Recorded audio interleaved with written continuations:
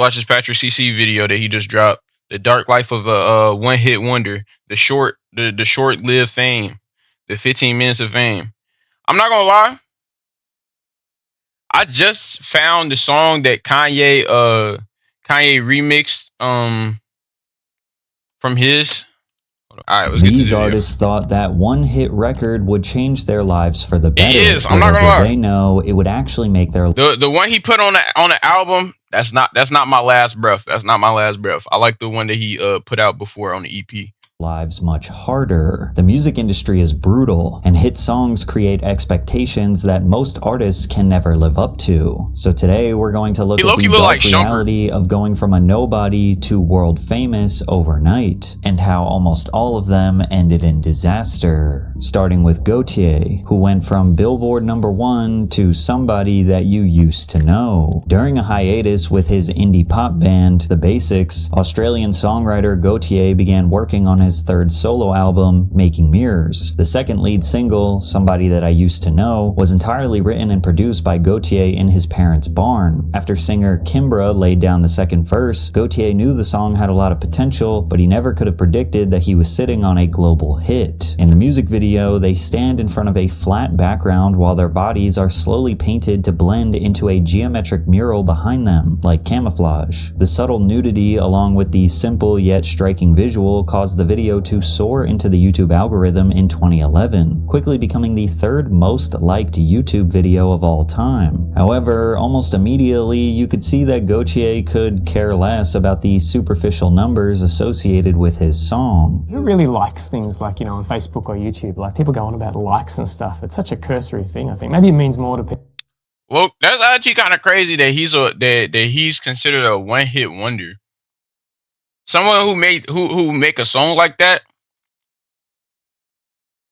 People who make songs like someone that you used to know can they're usually not one-hit wonders. I feel like one-hit wonders normally stay with rap and rapish pop, things like that. People who are 5 years plus younger than I am, but I'm kind of like, I've never liked something that I've actually genuinely liked. I've just actually liked it and talked to my friends about it, or maybe kept it in mind. I haven't kind of gone like. It's like I actually don't put any sort of stock in it, really. I mean, I don't know. Due to countless YouTubers making parody remixes of the track, along with it becoming somewhat of a viral meme, Somebody That I Used to Know topped the charts in more than 20 countries. It held the #1 spot on the Billboard Hot 100 for 8 weeks. The song sold over 13 million copies globally, and it is certified platinum in over 10 countries, becoming one of the best-selling digital singles ever. And that all led to the 55th Grammy Awards, where they won Record of the Year and Best Pop Duo/Group Performance. The YouTube video, now having over 2.6 billion views, could have earned over $10 million in ad revenue, but he chose not to monetize the video. I'm not interested in selling my music. That's the reason I don't put ads on my YouTube channel, which seems...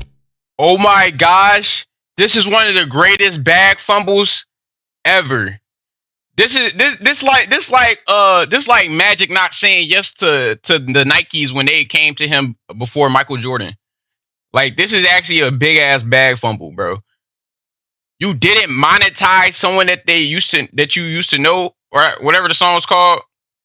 Strange to people in today's climate, but that is a decision you can make. Gaultier's modesty, I'm not gonna lie, that's a song that in the music industry. Your family make money off of after you're gone, bro. That's one of them songs. Sometimes I feel like I'm a bit sick of it. It had an energy that wasn't like anything I've put out before. I don't really feel like it belongs to me anymore. Everybody else kind of owns it now, especially with there being so many cover versions and parodies. He acknowledged that his song was overplayed and saturated to the point of absurdity, where I feel it's an annoying presence in people's lives that they would prefer not to have. However, when he spoke in interviews, he tried to hide his growing contempt for the song. Are you sick of hearing your own song? Sometimes it's weird hearing it come on, in different places, like especially lots of places in a row, public places, but I don't know, maybe I haven't heard it that much. I don't get the feeling I've heard it as much as some people have heard it, for instance, in places in the United States where obviously they're so sick of it, they feel compelled to tell me how sick of it they are. You could feel he wanted to be honest about his love-hate relationship with the fame and attention. Are you comfortable with all the eyes on you? I don't know, I think I go back and forth, I guess. maybe anxious at times or overwhelmed by it or not sure how to process it. And sometimes, I mean, like, say, doing big shows or meeting a bunch of people, and there might have been different times where that would have been overwhelming. When asked if he could produce another hit song, Gaultier replied, "I don't know. Time will tell. I don't know whether I can or whether I want to." We would later find out that he just simply did not want to, because in 2014 he published a newsletter that stated, "New Gaultier music. There will be no new Gaultier music." Wait, maybe there will be. I'm not entirely sure right now. There are many contingencies. This is pretty much the exact opposite so of he what just an gave up after one hit. they had a basically, hit song. he wasn't even really trying. That he wasn't aiming for global pop stardom. He said, "I would take a sort of perverse pleasure in a certain part of the public thinking of me as a one-hit wonder." They really do leave after they've heard the hit song. Especially in America. I really wish I'd decided at some point. I really did want to do a show where hey man, I guess some people don't need a lot, bro. I don't know. Flinching. I think I would have monetized that shit though, fame, and then made a couple more songs and rejoined his old band with his buddies, the Basics. Since then, the band has released 2 studio albums, The Age of Entitlement in 2015 and Basic in 2019, while continuing to perform for small crowds regularly throughout Australia. He also formed an ensemble called the Ondiolene Orchestra to celebrate and revive the rare early electronic instrument, the ondiolene. The group debuted in 2016 with a tribute concert honoring electronic music producer Jean-Jacques Perry shortly after his passing, and have since performed at festivals and concerts dedicated to the history of electronic music. Gaultier today spends his days collecting vintage music instruments and creating whatever he wants, whenever he wants, because he refused to sell his soul to the music industry. Wanting to remove yourself from this industry is common for one-hit wonders, just like I Love McConan, but fans were shocked to see him working as a cook at a local restaurant, considering he had a massive song with Drake in the 2010s. I Love McConan started as a relatively unknown artist to the public, but was well connected in... Now, I'm not gonna lie. I've seen his name around, but I never knew how to pronounce it, and I never actually got into his music. So I'm actually interested. The Atlanta hip-hop scene, with ties to massive producers like Mike Will Made It, Metro Boomin, Sunny Digital, and 808 Mafia. In the summer of 2014, he released a... That was him? On a Tuesday, got your girl in the coat, she choosing, club going up. Ooh! That's him, bro. I didn't even know that was him. Which included Got the Club Going Up on a Tuesday. After Miley Cyrus posted his track on Instagram, McConan saw a flood of new listeners. Then popular music blogs were including his music on their staff picks for the week lists, describing McConan's voice as incredible. From there, Sunny Digital, who was the esteemed trap producer who made the beat for Tuesday, got a text from Drake. I just hit him back. It was him. He was just asking if he can get on the song with shit, though. And I'm like, man, I don't know why you asking me for. Like, okay, right, let me call McConan right quick and see what's up. Then, McConan was like, of course, like, that's not even the question. McConan didn't even think twice and was excited for Drake to jump on the remix. He looked like a Jordan Peele almost. No bull. On September 1st, 2014, they released the song and it launched up to number 12 on the Billboard Hot 100. McConan then signed to Drake's label, OVO Sound, and immediately released his debut album. Being a new rapper with a hit song that featured Drake was a one-way ticket to superstardom. However, for McConan, it was all downhill from here. McConan had a... Okay, guys, listen. We know Drake is the GOAT, so now we have to hear this song. McConan.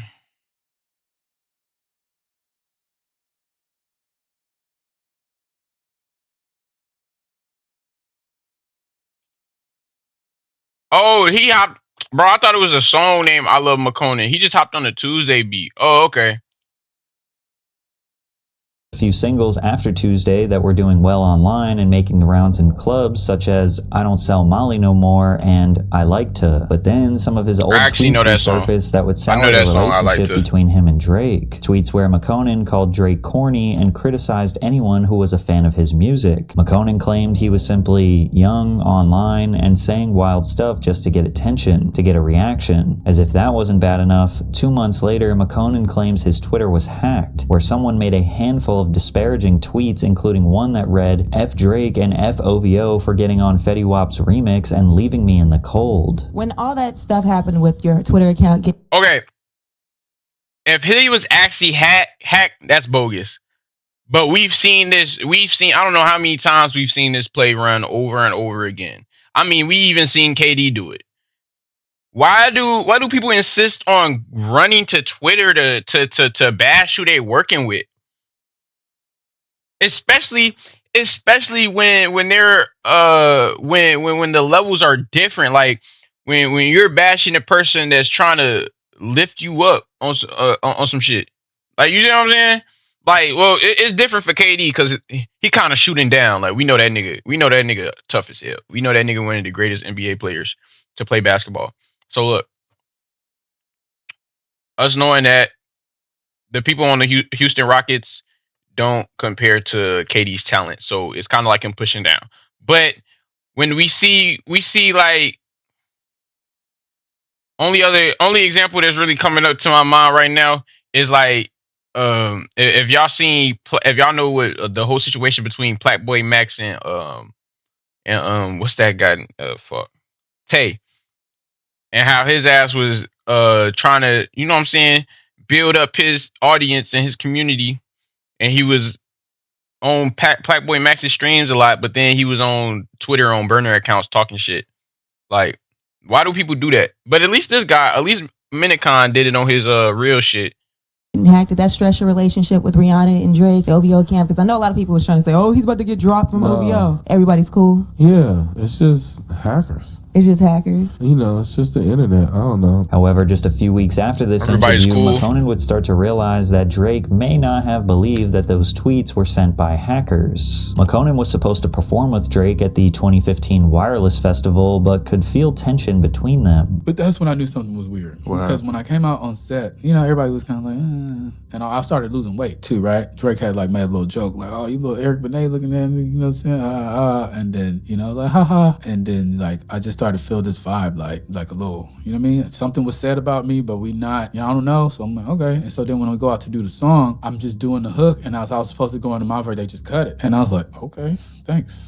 You know what I mean? And I just got off stage. But I was like, this is crazy. Like, the crowd is going crazy right now. They're going with me. Like, they ready to hear, you know what I'm saying? I was working on it, and they just shut it off. And I was like, all right. So then I left that, and then it just started, you know, it was just like, this is getting weird. And by the end of 2015, he couldn't hold his tongue anymore. In an interview, he said that OVO delayed the release of tracks from his second album, saying that he submitted the songs to the label in January to be released for the summer, but they were never released. When he asked whether he still spoke to Drake, he said, here and there, by the time this comes out, I'll probably see him 6 more times. Or no more times. I don't know. 4 months later, McConan parted ways with Drake's label, OVO Sound, and then proceeded to drop one of the worst freestyles of all time on the Tim Westwood radio show, which coincidentally was him rapping over 3 different Drake beats. Heard the label said they gon' put the kid on the shelf. That's a motherfucking joke. Boy, don't make me choke. I could freestyle all day and a nigga will not choke. Not only was the freestyle bad, but many interpreted it as him dissing Drake. And as a result, at the 2016 VMAs after party in a New York City nightclub, Drake allegedly threatened McConan. And so then Drake looked at me. I was like, Drake, what's up? And then he looked at me like, nigga, next time I see you, I'm gonna f you up for talking shit. Whole security, everybody looking like, you know what I mean? They seeing Drake is like disgruntled. He about to, so they all looking like, what's the target? And they see McConan and they're like, huh? Everybody just kind of look confused. Like, I don't know. You know what I mean? That ain't no muscle to go and beat down type shit. Like, you know, bro, look, chill. So they just kind of walked on. And then, you know, I just felt like a lot of, you know, like weird, because Rihanna kind of looked at me and was like, what the f? Like, nigga, this is my night up in this. What the f y'all doing? Oh, damn. I ain't gonna lie. And I would have never been back in the rap scene. I would have never came back. I ain't gonna lie. Rihanna looked at me kind of crazy. I'm never coming back, bro. Like, the world will never see my face again. I promise you that. I could promise you that, bro. I'll never be seen in this scene ever again. No parties, no functions, no videos, no pictures, no nothing, bro. I'm living on a farm somewhere. I don't know. I'm gonna just get up out of here. It was clear that any connection or relationship with Drake was fully destroyed, so McConan decided to just focus on being the most honest version of himself. In 2017, McConan publicly came out as gay, and many speculated that his sexuality played a role in his downfall. He said that previous collaborators wouldn't work with him anymore, and hip-hop's long history of homophobia prevented him from thriving in the industry. Since leaving OVO, he has released several EPs, mixtapes, and 3 studio albums. albums, including a collaborative album with Lil Peep called Diamonds, released in 2023 after Peep's death. He also co-wrote Lil Peep and XXXTentacion's posthumous collaboration, Falling Down. Till this day, Makonnen is still releasing music consistently, but if I'm gonna be honest, it's just bad. He had a sound that worked in 2014, but 12 years later, he hasn't evolved much. Recently, he went viral after he posted a video of himself working in a restaurant kitchen. Look at all these people out here working, getting this money. You know what I'm saying? If you need me to come guest chef at your motherfucking spot, holla at me. Let me know what city I'm coming through, hooking up. We got the smash burgers going off tonight. The internet rushed to tell the story of a fallen rapper who is now working a 9-to-5. But the true story was that a fire had devastated Portland's Burn Money Studios, a hub for local artists where Makonnen worked, stored merch, and created art. His kitchen shift was a part of a fundraiser to help his community rebuild what they lost. But even if he was working a regular job, there's absolutely no shame in that. These days, Makonnen says he wants out of the music business. I never chased a recording career. Music was a way out, but once I saw the politics, the egos, and the fake-ish, I knew this wasn't for me. Respectfully, I want to remove myself. Whether it was self-sabotage, making mediocre music, or a closed-minded industry, the reason behind Makonnen's downfall is not exactly clear, unlike Designer, who had one very specific and disturbing incident on a plane involving the FBI that changed his career forever. On December 15th, 2015, just before the peak of the infamous SoundCloud rap era, Designer released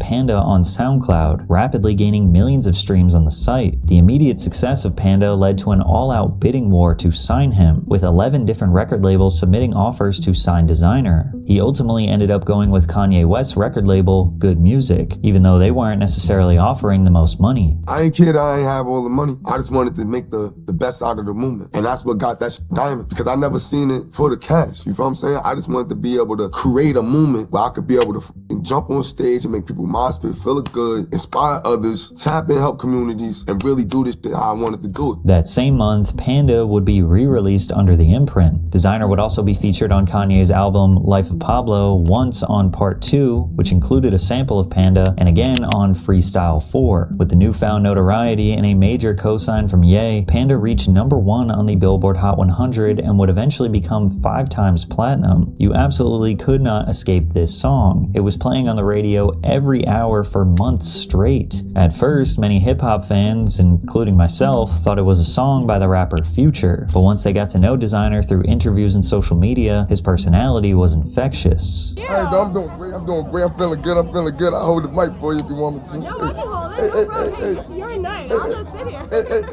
How do you feel being here now? Bro, I feel good, man, count my blessings, man, here with my family, with my moms and my pops out tonight. About to see my man Kanye go there for minutes. I've been nominated for 2 awards. Y'all know what time it is. His momentum trickled over into his debut mixtape, New English, which peaked at number 22 on the Billboard 200. From there, Designer was featured in the iconic 2016 XXL freshman class, where his freestyle went viral and would end up being released as his next major single called Timmy Turner. But this is where everything started going wrong. Designer and 4 other people were arrested on September 8th, 2016, following a road rage incident in New York City that allegedly ended with the rapper pointing a gun at the occupants of another vehicle. The NYPD confirmed that officers searched the SUV and initially reported finding a large quantity of Oxycontin and various other prescription pills. Designer was taken into custody and faced serious charges, including criminal possession of a weapon and criminal possession of a controlled substance, but he would later be released, seemingly unfazed. Random question.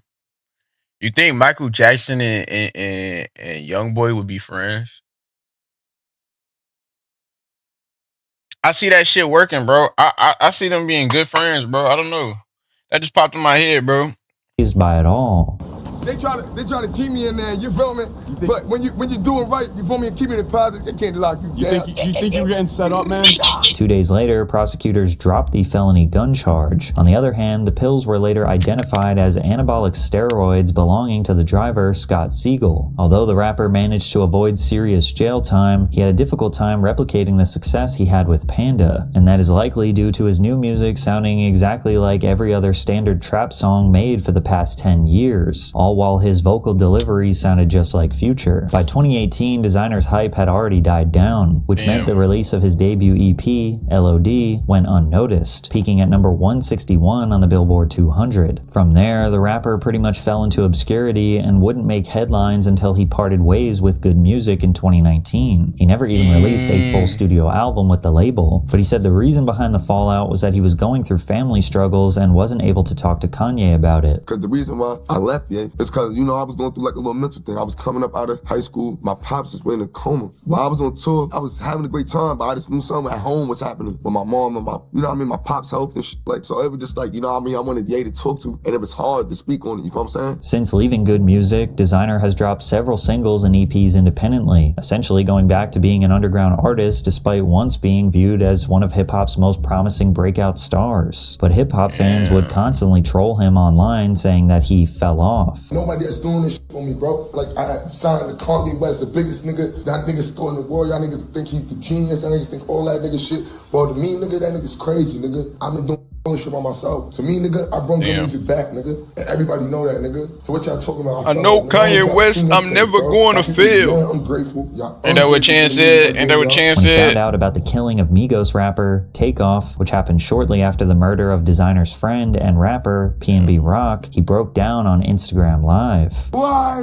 Why do we do this? Why do we do this? Why do we do it? I swear to God, this shit ain't nothing. I'm done rap. I'm done rap. This version of me is done. It's done. It's done. That's a Takeoff, bro. It appeared that Designer's mental health was at an all-time low, but we found out how grim it really was on April 17th, 2023, when he exposed his private parts while traveling first class on a Delta airplane from Tokyo to Minneapolis. He did what? CBS reported that he was gooning in his seat as well. He would be moved to the back of the plane and monitored by 2 traveling companions. Once the plane landed, Designer was interviewed by an FBI agent and later charged with indecent exposure, a federal misdemeanor offense since the incident took place on an international flight. Shortly after, he released a public statement apologizing for his behavior. Yo, I remember this low key, bro. Like, I vaguely remember this. I was supposed to do that. Not this, but the written apology. I remember guilty that. to the indecent exposure charge and was sentenced to probation and ordered to complete community service and mental health treatment, avoiding jail time once again. Was it like you thought that it was funny, or was it more something where like you were Bro, just fully like tweaked and now out of your he's being mind? interviewed by Adam 22. Yeah, it's know over. what I was doing. I was fully tweaked out of my mind. This is when I was vegan. I didn't have enough sugars, and yeah, so it was like I was kind of like out of my body. Did he just blame, bro? Did he just blame whacking his shit on the plane on being vegan, bro? Yo, yo, all my vegans, stand up, bro. Y'all got some explaining to do. What are you talking about, bro? Hell no, bro. What? Really wasn't like who my character was, and it's just like word, bro. I was on medication. I took medication and word, and just went to sleep on the plane. Now this was a pretty serious. That's that Tylenol and being vegan, man. That Tylenol, man. That it's that Tylenol, man. It's that Tylenol, man. Shit, got people acting crazy up in here, man. I always knew it was something about being vegan too. Something about them just didn't sit right with me, man. All that being vegan and popping Tylenol, man. It's the combo. It's the combo. This crime, something that could have easily got him sex offender status, but Designer has tried to dissuade anyone from thinking those were his intentions. Thinking like, damn, I hope nobody thinks I'm a pervert or anything. Like, that's not what I'm all about. You feel me? I'm all about just like love and. Okay, look, and I could be wrong, and I'm most likely wrong. But spanking your shit on the plane. That sounds like some shit that you do just to see if you can get away with it, bro. Like, that sounds fully intentional. Like, you were just doing it just to see if I can get away with it. I wonder if I can like this could be something I say that I did just for the fuck of it. Like, that's what that sounds like. I spank my shit on the plane. Snakes on the plane.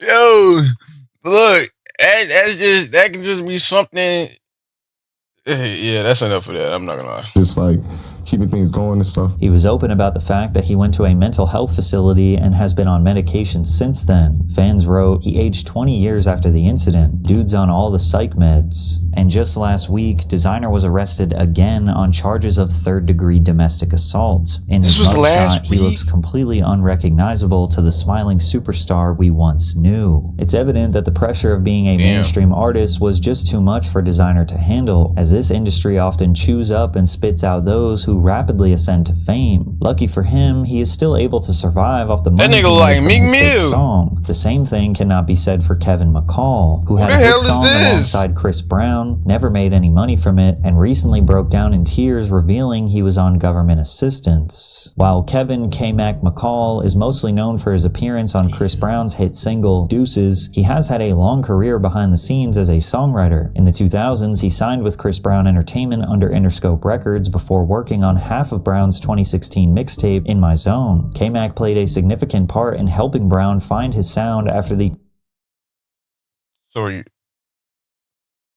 So what if I get money, just hire a bunch of great writers, right? And become the greatest artist of all time? Like, what if I just did that shit just for funsies? Just because I could. Like, what if I did that shit, bro? What if I made a lot of money, spent it on writers, just so I can, who gonna say what? Like, niggas do it all the time. But have we had somebody where all their music was written by somebody else? And what if niggas just don't talk? What if you get them to sign some NDAs? Low key, this might work. I'm not gonna lie. And you can learn to sing. You can learn to do anything for real. I think so. Like, all that, if you pay attention and you're trying to learn, like I feel like all that good writing is gonna soak up into you, bro. You're gonna soak up that good writing eventually. critical and commercial failure of Graffiti, which was Chris Brown's comeback album following the domestic violence case with Rihanna. McCall also earned credits as a songwriter on nearly every track in Brown's In My Zone 2. Working under CB opened up doors for him to work with Kanye West, Justin Bieber, Gucci Mane, Drake, and others. However, Kevin's most memorable work came on Brown's fourth studio album, Fame. He worked on hits like She and You, he all over this nigga shit. ×3, the latter of which peaked at number 15 on the Billboard Hot 100. At a time when people questioned whether or not Chris Brown's career could recover, the album's success helped him dominate radio stations worldwide, and K-Mac is largely like, what about Chris Brown helped him recover, bro? What do y'all think? Like he's he a superstar. Let's just be honest. Let's just be honest. Chris Brown is a superstar. Sing, dance, act. You know what I'm saying? He can do a lot of stuff. Pretty sure he can rap as well.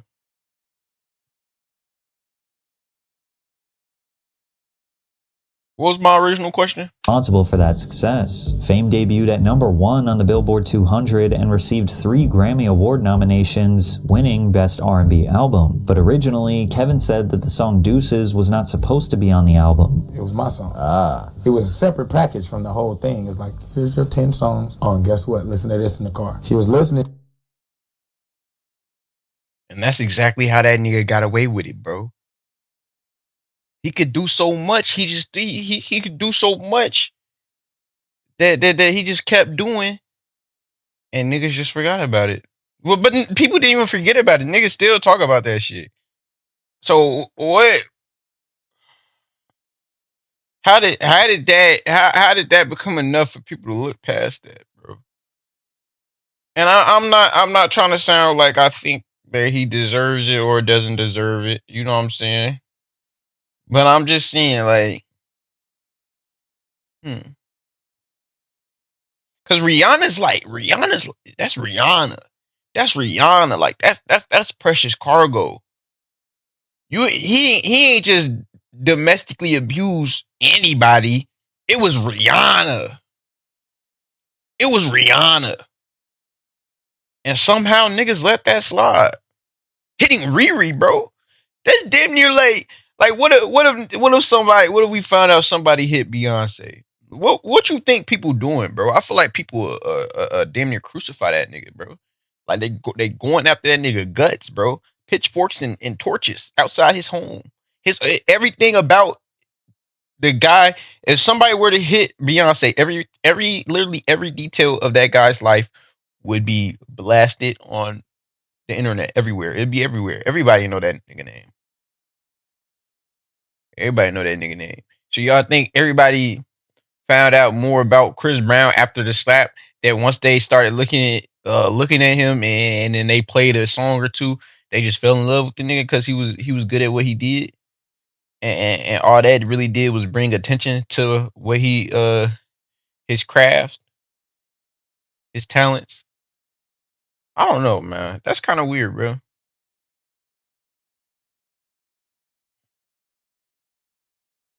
Out of anybody, he did that shit to Rihanna, and he was able to recover, bro.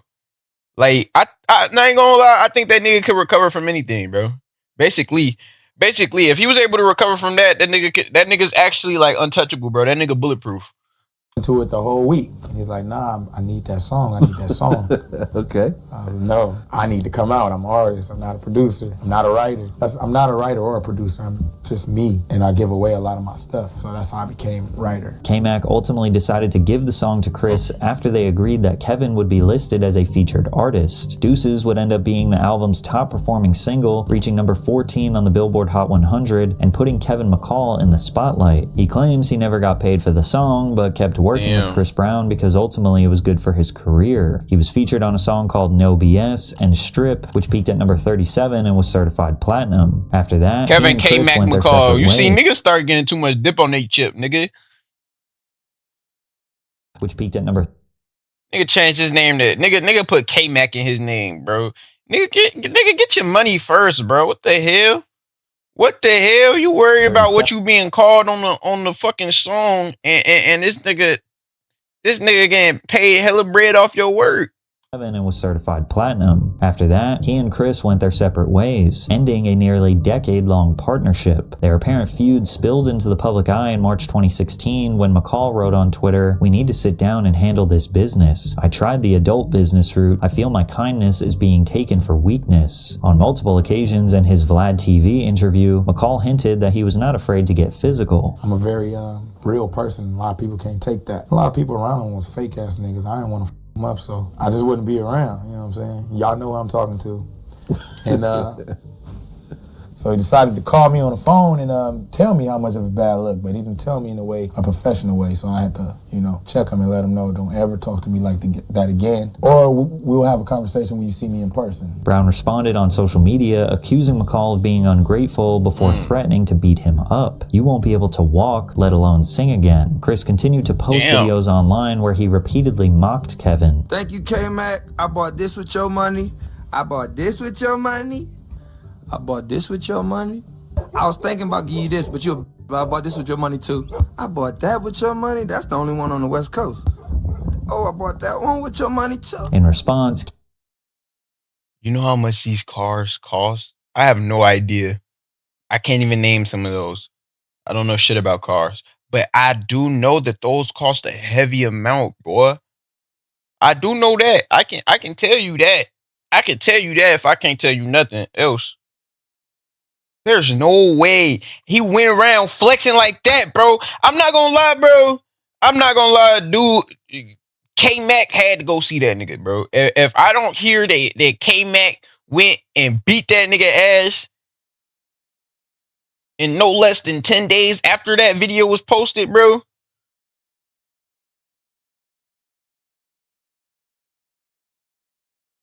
It ain't fuck. Fuck. It ain't that much getting away in the world. It ain't that much getting away you can do.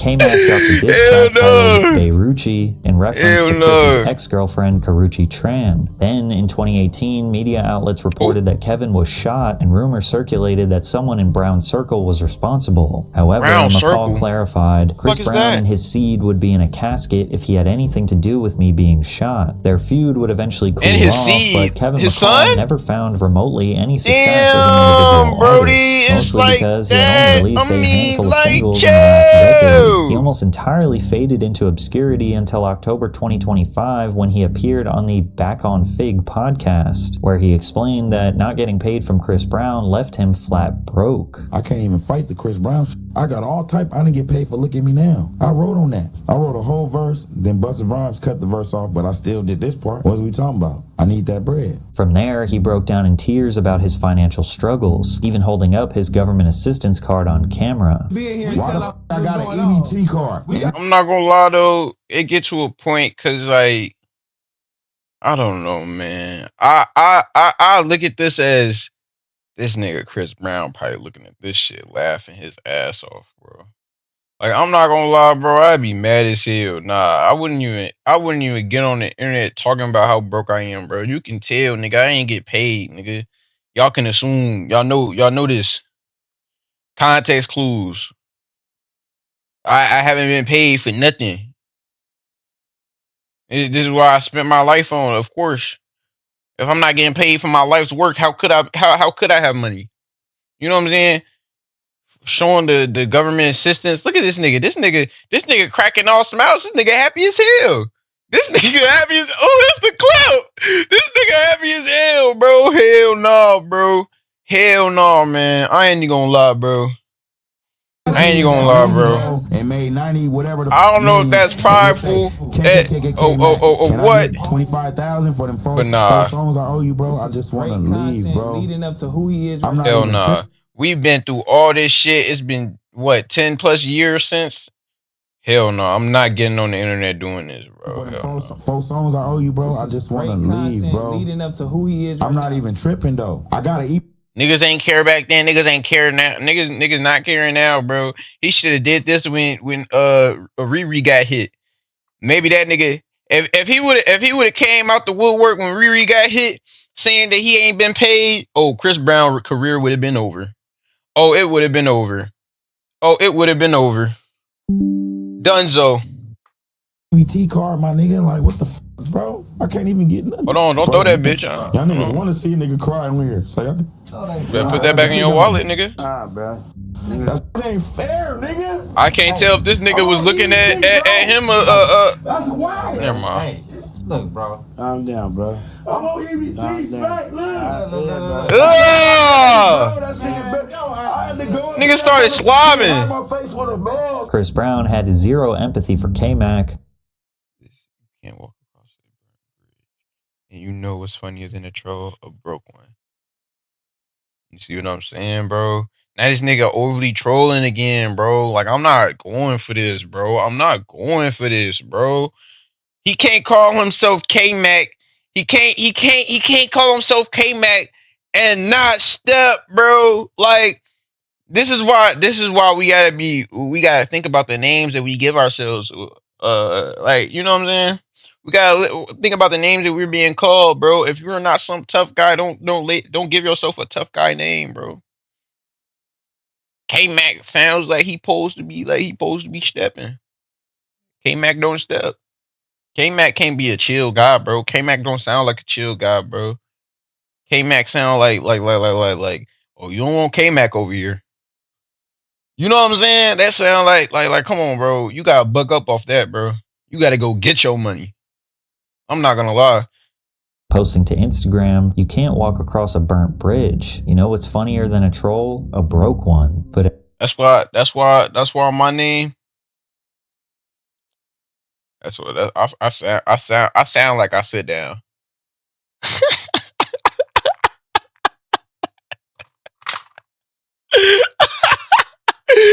I sound like I sit down. I sound like I just be chilling though. I ain't gonna lie. I sound like I just kick back though. Like Rose don't sound like an aggressive name, bro. That just sound like that sound like some chill nigga that you You know what I'm saying? That's just about to be chilling type shit. I mind my business, you mind yours. That's what that sound like. I feel like Rose sound like I mind my business, you mind yours.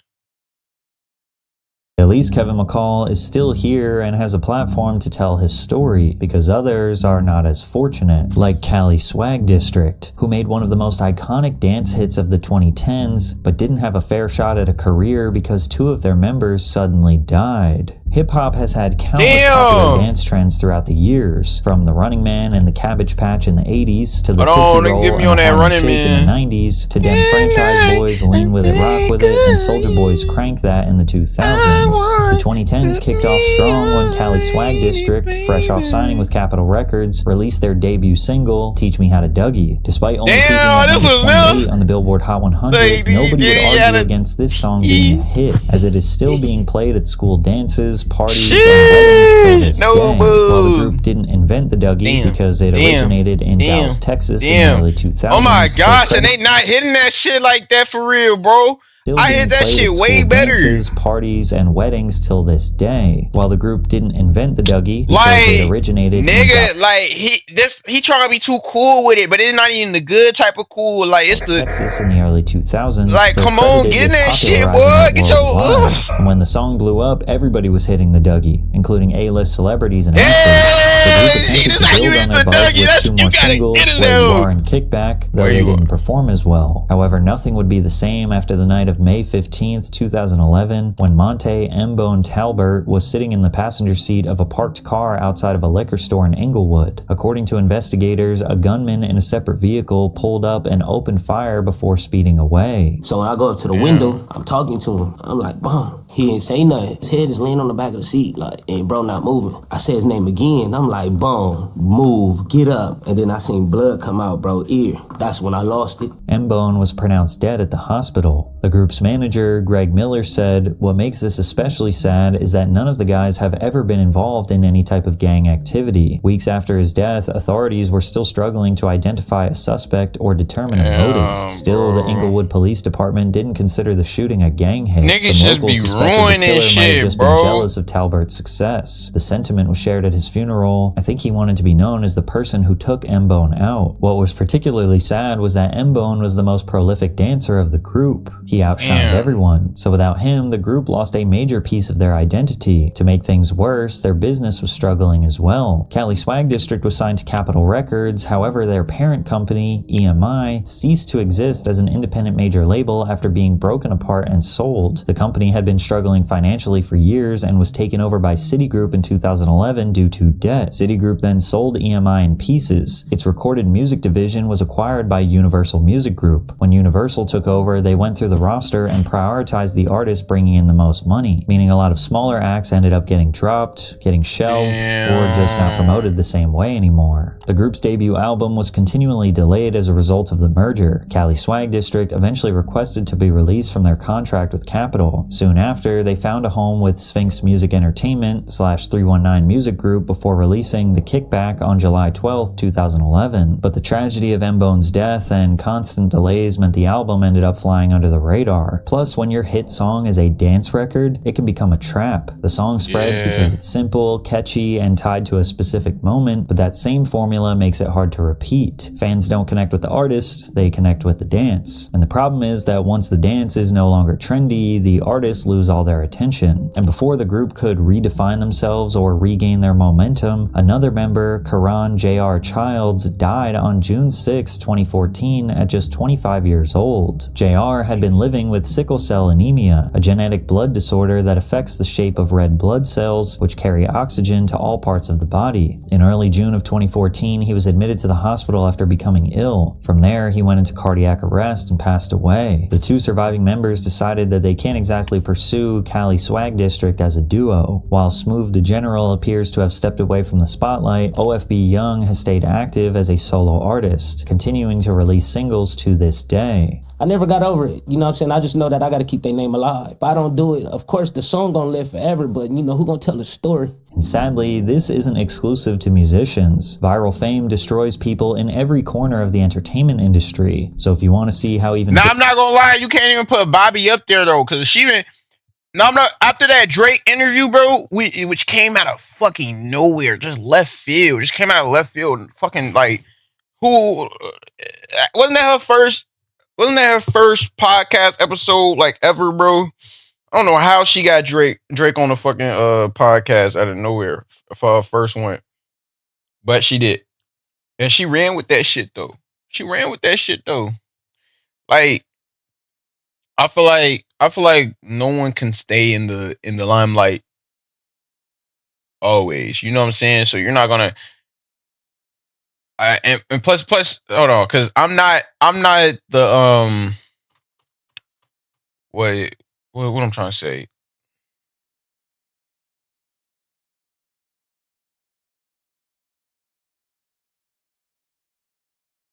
I guess I can say casual again. I'm a casual watcher. Like I've tuned into her podcast a couple of times, but I'm not a continuous supporter. I'm not a continuous supporter. I'm not watching all her podcasts. I don't even know where I'm going with this no more. I'm not gonna lie. Fame destroys people in every corner of the. Bro, what happened to the Hawk Tour podcast, bro? I was seeing like memes and people talking about that was the greatest podcast ever, and people were actually listening to it. What the hell? And I was thinking about watching it, and then I just never heard about her again. Entertainment industry. So if you want to see how even his ass definitely like act. Oh my gosh, the fucking Island Boys, bro. Fucking Island Boys. Internet Island Boy theory. Collapsed after their 15 J-Up is their father. Check out this video.